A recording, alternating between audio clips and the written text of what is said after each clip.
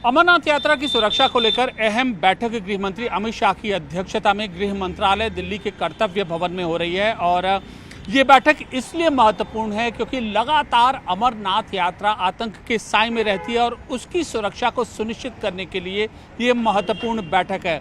गृह मंत्री अमित शाह की अध्यक्षता में होने वाली इस बैठक में एनएसए प्रमुख, जितने भी अर्धसैनिक बलों के जो डीजी हैं, मसलन सीआरपीएफ, आईटीबीपी, बीएसएफ, सीआईएसएफ, इन सब के यहाँ पर मौजूद रहेंगे। इसके अलावा इंटेलिजेंस एजेंसी के जो अधिकारी हैं वो भी इस बैठक में मौजूद हैं, मसलन आईबी, रॉ, इसके अलावा आर्मी के आला अधिकारी और इसके अलावा गृह मंत्रालय के वरिष्ठ अधिकारी। और इन सब के अलावा जम्मू कश्मीर के उपराज्यपाल मनोज सिन्हा, जम्मू कश्मीर प्रशासन के वरिष्ठ अधिकारी इस बैठक में मौजूद हैं। कुल मिलाकर अलग अलग पहलू हैं इस बैठक में जिनकी समीक्षा की जाएगी। सबसे महत्वपूर्ण हिस्सा है सुरक्षा, कैसे अमरनाथ यात्रा को सुरक्षित बनाया जाए। पूरा ब्लूप्रिंट इस बैठक में तैयार किया जाएगा और कैसे वो सुनिश्चित सुरक्षा पुख्ता तरीके से सुनिश्चित हो, इस पर चर्चा हो रही है इस बैठक में।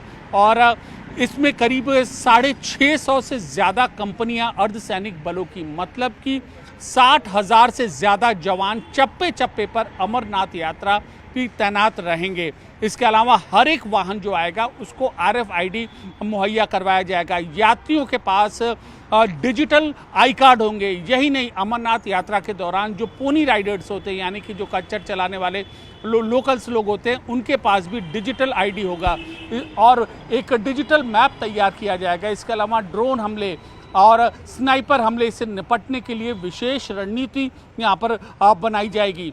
अमरनाथ यात्रा हमेशा से ही आतंकियों के निशाने पर रही है, लेकिन पहलगाम आतंकी हमले के बाद पिछली बार भी अमरनाथ यात्रा को सकुशल संपन्न करवाया था संबंधित एजेंसियों ने, और इस बार भी ऐसे ही सकुशल संपन्न कराने के लिए एक पुख्ता योजना तैयार की गई है। सिक्योरिटी ग्रिड किस तरीके से बेहतर ढंग से काम करे, गृह मंत्री अमित शाह की अगुवाई में इस बात का सिलसिलेवार तरीके से समीक्षा की जाएगी। एक सुरक्षित अमरनाथ यात्रा यात्रियों के लिए एक फुल प्रूफ प्लान तैयार किया जाएगा।